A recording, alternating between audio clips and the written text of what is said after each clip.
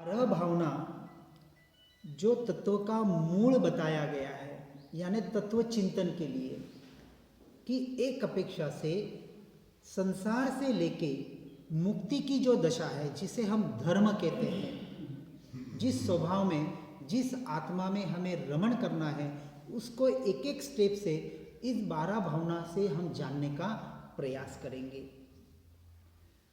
12 भावना में भावना अर्थात एक ही विषय पर अपने उपयोग की स्थिरतापूर्वक बार बार चिंतन करना, निरंतर उसका विचार करना, यानी सुविचारों से चिंतन मनन करते हुए उसके द्वारा अपने भीतर आने का प्रयास करना।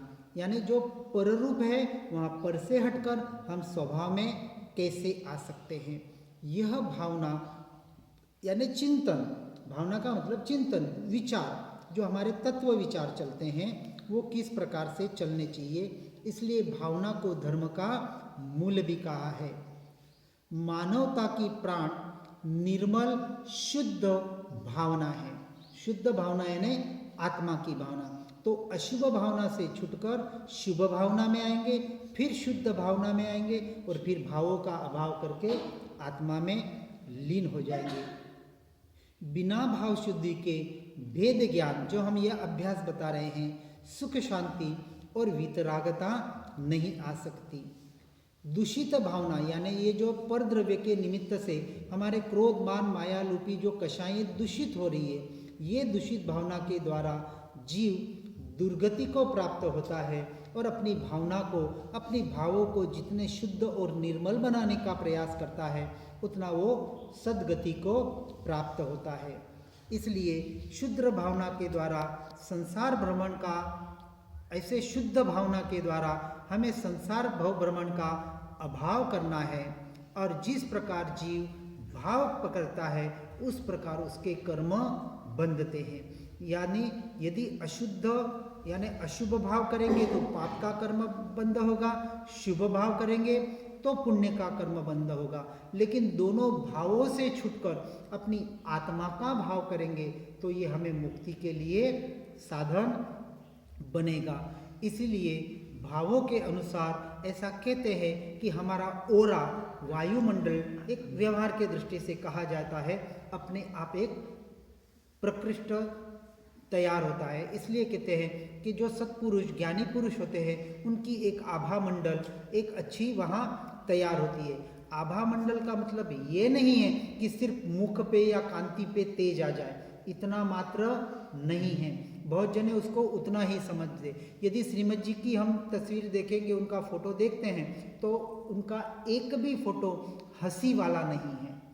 हम जिसको स्माइल प्लीज कहते हैं ना, हंसी वाला फोटो चाहिए, ऐसा नहीं, क्योंकि यह मार्ग उदासीनता का है। उदास होने का नहीं, उदासीनता यानी गहरा, रहस्यमय पूर्ण और गंभीर मार्ग है। हंसी मजाक का मार्ग नहीं है। इसलिए जो इसमें 9 कषाय बताइए, उसमें हास्य ये भी एक कषाय बताइए। हास्य, रति, अरति, भय, शोक, जुगुप्सा, स्त्रीवेद, पुरुषवेद और नपुंसकवत, ये जो 9 प्रकार की कषाय और 4 मुख्य कषाय, क्रोध मान माया लोभ, ऐसे अनंतानुबंधी, अप्रत्याख्यानी, प्रत्याख्यानी और संज्वलन, ऐसे 16 + 9 ऐसे 25 प्रकार की कषाएं बताई जाती है। हम तो इन सारे पाप आवे नहीं, कषाय એટલે आपके भावों के परिणमन, उसको वैभाविक परिणमन, वैभाविक परिणमन। नो कषाय तो पाप का बंध कराता है, बिल्कुल पाप का बंध कराता है। कषाय यानी उपकषाय कहा उसे। मुख्य कषाय 4 बताई, उसकी उपकषाय हास्य, रति और रति। अब रति और रति किसको कहा? रति यानी हाँ, गणों अणगणों, सुख में सुखी होना, सिर्फ गणों अणगणों पर नहीं है, सुख में सुखी होना और दुख में दुखी होना। वास्तविक इसका ऐसा आता है। यानी अच्छा लगा तो उसमें अच्छा मान लेना, हाँ हाँ हाँ हाँ ये तो अच्छा है, और कुछ बुरा हुआ तो उसमें खेद प्रकट करना, ये अरति है। तो इसको सही तरीके से समझकर ये कषाय भी मेरा स्वरूप नहीं है, तो वहाँ से हटके सबसे 100 ताले की चाबी तो एक ही है, अपने स्वभाव में आ जाना। तो सारे अपने आप उनकी योग्यता से निकल जाएंगे। इसलिए कर्म बंध छुड़ाने का एक ही उपाय अपनी आत्मा में लीन होना, और इसलिए ये बाहर के ये सारे परिणमन हटाने के लिए इस प्रकार के भावनाएं बताए जाते हैं। इस 12 भावना के द्वारा हम तत्वों के स्वरूप का, आत्मा के स्वरूप का और स्व पर के भेद ज्ञान का चिंतन करके, उसका अनुप्रेक्षा करके, उसके द्वारा हम पर से हटकर अपने स्वरूप में आने का प्रयास करते हैं या करना चाहिए, ऐसी यहाँ बात बताने का प्रयास किया गया है। इसलिए इस जीव ने आज तक रत्नत्रय की प्राप्ति नहीं की और वितराग भाव जो सुख स्वरूप है, ऐसे यानी राग द्वेष से रहित ऐसा जो हमारा स्वभाव है, आत्मा का स्वभाव, जिसे अपेक्षा से वीतराग भाव भी कहा जाता है, जो सुख स्वरूप है, सुख का कारण है, ऐसे समस्त भावना भाने का आशय एकमात्र अपने वितरागता स्वरूप को, अपने यथा योग्य स्वभाव को प्राप्त करना, अपनी आत्मा को प्राप्त करना, यही मात्र है।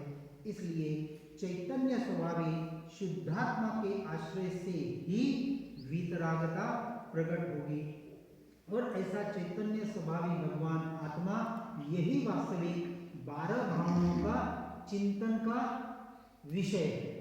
ऐसे चिंतन भले हम किसी भी प्रकार से करें, लेकिन इन सब से हटकर अंत में अपने स्वरूप में, अपने स्वभाव में ही लीन होना है। इस लीन होने रूप हमारा प्रणय करते हुए ऐसे स्वभाव में आके अपने अंतर जाने का निरंतर हम कैसे पुरुषार्थ करते हैं, इसी के ऊपर हम 12 भावना का चिंतन आगे करेंगे। तो पंडित समाधि आत्मा जागृति पूर्वक देह का छूटना, इसको ही पंडित मरण कहते हैं, और उसी को समाधि मरण कहते हैं। एक ही बात है।